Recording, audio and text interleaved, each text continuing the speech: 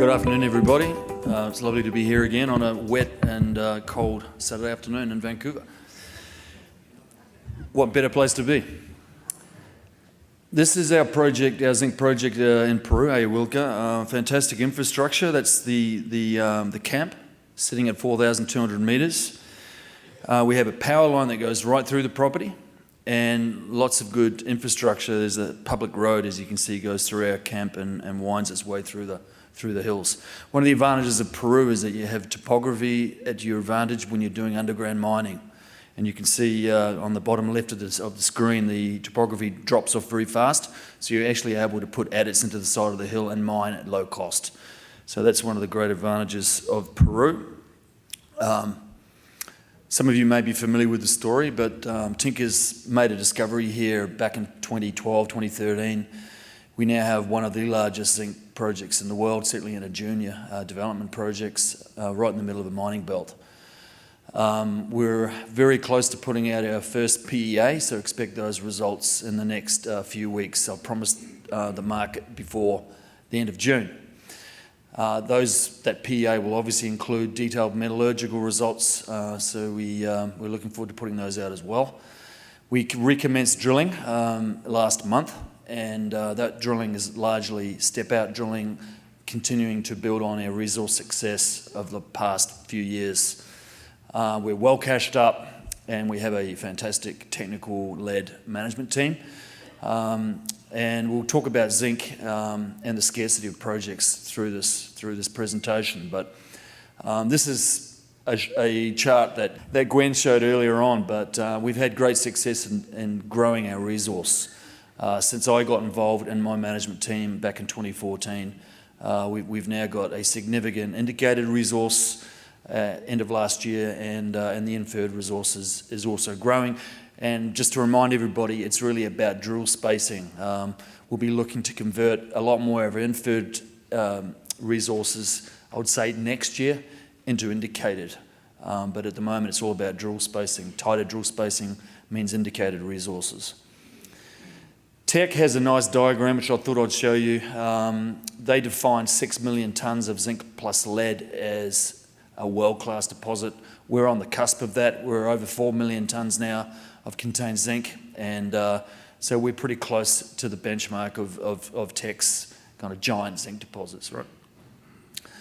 What's zinc used for? Well, we can't live without it.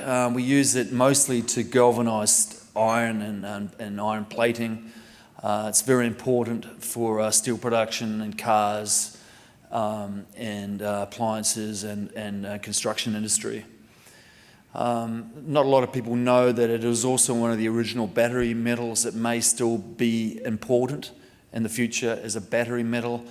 The zinc air batteries have been around for a long time, and there are some companies that are specialising in zinc air battery construction as we speak. So that'd be interesting to watch to see if any of those zinc air battery companies can get some traction. Fundamentally, zinc still looks very good. The price has decreased recently, but the fundamentals look very, very strong. The experts predict that the mine supply is going to peak next year and 2021, and then rapidly diminish, as you can see by that black triangle, if you like, off the end of that chart to the right-hand side. So there's a predicted gap in the market, and that's when we're projecting Ayahuilca will come into production. Zinc grades also in mines have been dropping remarkably quickly in the last few years. So again, fundamentals look very strong for zinc, even though you look at the markets today, you think, well, what's going on? But clearly, fundamentally, things look good. Snapshot of our market capitalisation. We're capitalised at 30 cents at around $80 million Canadian. We have $10 to $12 million in the bank. We have some very strong institutional shareholders, a private equity group out of Australia. The World Bank has been a Tinka shareholder since 2015. And we got some really good analyst coverage as well from GMP, Canaccord and IAG. It's a growing list of supporters there.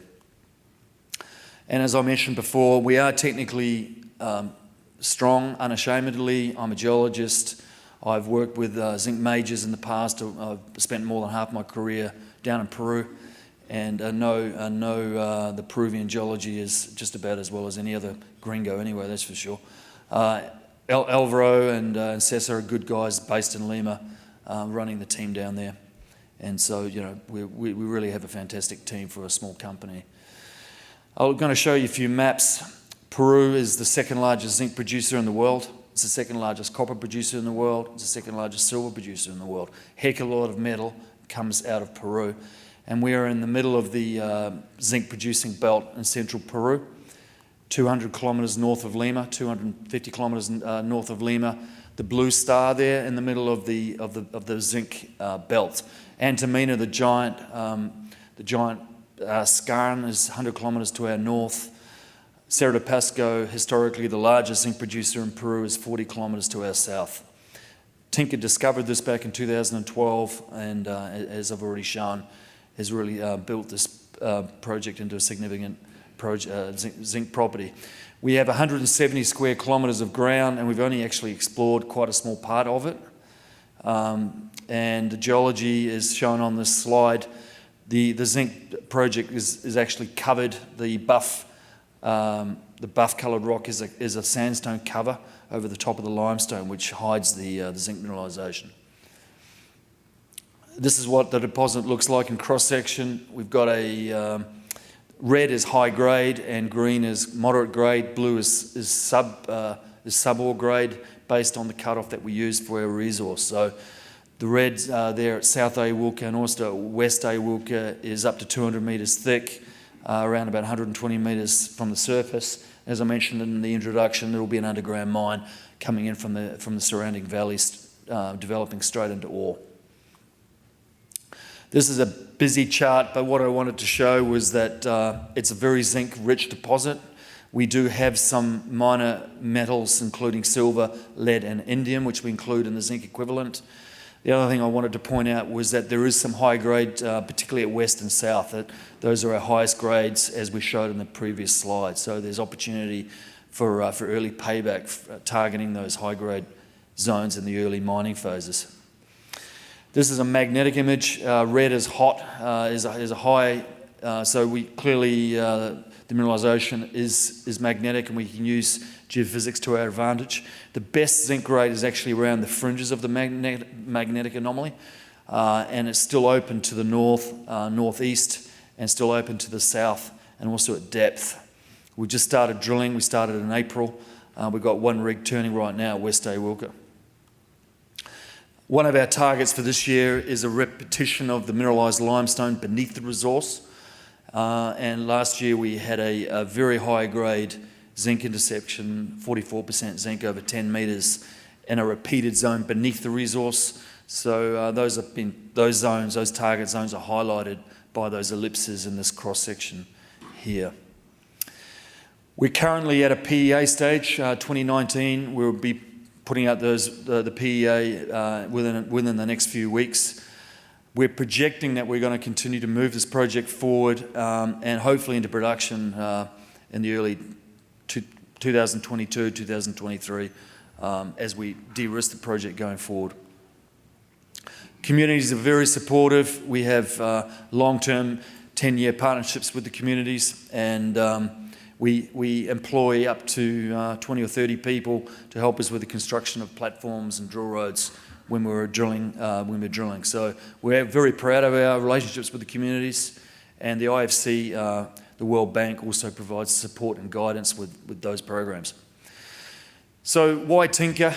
Without doubt, it's one of the largest discoveries in Peru in any commodity in the last few years. We have a large and growing resource which we're de-risking.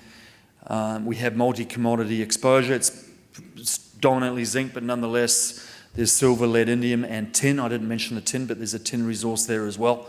And these things will provide optionality around streaming and royalties going forward. So in terms of catalysts, we have some metallurgy coming out, some very detailed metallurgical results at PEA level, which we'll be putting out in the next couple of weeks. The PEA will follow after that before the end of June. And then, of course, we've got lots of drill results coming out from late June and into July. We expect to be drilling at least through till September with those step-out holes. The low valuation, we are valued at 0.7 of a cent per pound of zinc in the ground, and a pound of zinc is worth $1.20. So go figure, we're very cheap, we've got plenty of cash in the bank, and our programs this year are fully funded. We are obviously straight across from the bar, where the bar was last night. I'm not sure there's any free drinks tonight, but hopefully there will be. Please come and see us. Rob's there, Mariana's there, I'm there. Come and see us, and we're happy to talk more about Tinka. Have a great afternoon, and we'll see you later.